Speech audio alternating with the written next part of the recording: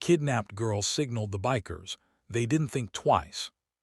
The first thing that caught their attention wasn't the scream. It was the look in her eyes.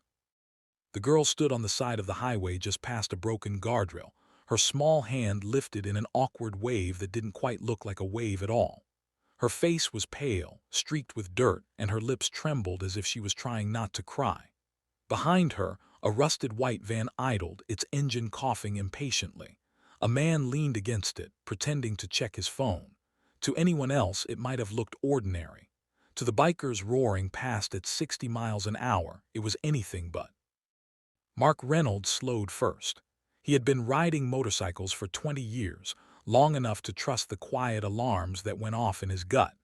He raised his left hand, signaling the rest of the group to ease up. 12 bikes responded instantly, engines lowering into a cautious rumble as they pulled onto the shoulder. The girl's eyes widened when she saw them stop. For just a split second, hope flashed across her face, raw, desperate hope. Then she looked back at the man by the van, fear slamming the door shut again. Mark took off his helmet and met her gaze. He didn't smile. He didn't shout. He simply stood there, calm and steady, the way you stand when you don't want to scare someone who's already terrified. "Hey," he said gently, "you okay?" The man by the van straightened. "She's fine," he said quickly, too quickly. "Family issue, we're just heading home." The girl shook her head. It was barely noticeable, but Mark saw it. So did Sarah Collins, one of the few women in the group, riding just behind him. Sarah stepped closer, her boots crunching against the gravel. "What's your name, sweetheart?" Sarah asked. The girl swallowed. Her voice came out as a whisper. "Emily." The man's jaw tightened. "Emily, get back here." Emily didn't move. Instead, she lifted her hand again and did something strange. She tapped her fingers against her palm, 3 short taps, then 2. Mark's breath caught. It was a signal. Years ago, at a charity ride, a police officer had taught them a few basic distress signals kids were encouraged to learn. That exact pattern meant one thing: I'm in danger. Mark didn't hesitate. He stepped slightly in front of Emily, his body a quiet barrier. "Sir," he said, his voice firm now, "we're going to need to call someone, just to make sure everything's okay." The man's eyes flicked from Mark to the line of bikes, to the other riders who had dismounted and were slowly forming a loose semicircle. Big men, leather jackets, crosses stitched onto vests, not aggressive, but not leaving either. "You don't need to do that," the man said, backing toward the van. "You're misunderstanding." Emily's breath hitched, tears finally spilled over. "Please," she whispered, "don't let him take me." That was all it took. Sarah reached for her phone. "Calling the police," she said calmly. The man bolted. He lunged for Emily's arm, but Mark moved faster, pulling her behind him as 2 other bikers, James Walker and Luke Harris, blocked the man's path. The man swore, shoved Luke, and ran toward the driver's door of the van. Luke grabbed the handle first and yanked it open. The man swung wildly, panic etched across his face, but he was outnumbered. Within seconds, they had him pinned to the gravel, hands restrained with zip ties one of the bikers always carried, for emergencies, he used to joke. Emily collapsed onto the ground, shaking. Sarah knelt beside her, wrapping her arms around the girl's shoulders. "You're safe," she murmured. "You're safe now."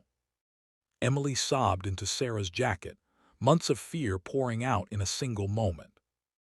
When the police arrived 20 minutes later, the story came spilling out in fragments.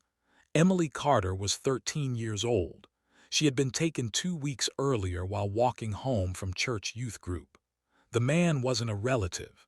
He had told her parents he was a friend of a friend, offered a ride, and never brought her home.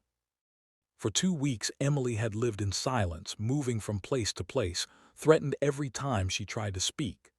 That morning, when the van stopped for gas near the highway, she saw the bikers ride past, dozens of them, crosses on their backs, laughing free. Something inside her told her this was her chance. When the van slowed for traffic, she jumped out and ran. She hadn't known if they would stop. But they did. At the station later that night, Mark sat across from Emily and her parents, Daniel and Rebecca Carter. Rebecca held her daughter's hands as if she might disappear again if she let go. Daniel's eyes were red, his voice thick with emotion. "I don't know how to thank you," he said. "You saved our daughter." Mark shook his head. "We just listened," he said quietly.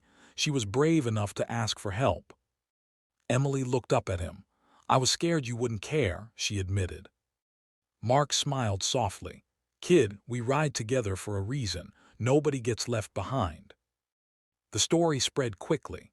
News stations called them heroes. Social media lit up with photos of the biker group standing beside Emily, all smiles and leather and tears. People were shocked that bikers, men and women so often judged, were the ones who stopped.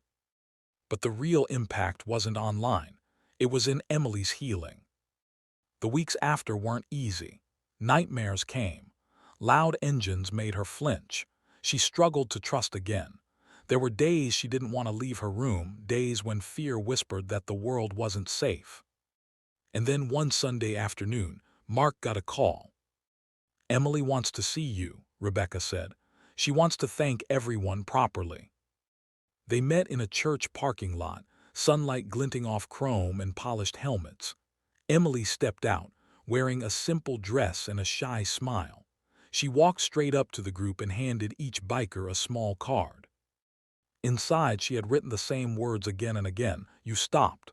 You saw me. You saved me." "I learned something," Emily said, her voice steady now.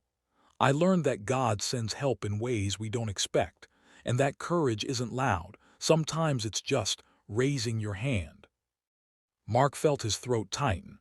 He nodded, unable to speak. As the bikes roared to life and rolled out, Emily waved, not in fear this time but with confidence. The highway swallowed the sound, but the message lingered. Evil exists, danger is real, but so is goodness. So is the power of people who choose not to look away. And sometimes, all it takes to change a life forever is stopping when everyone else keeps riding past.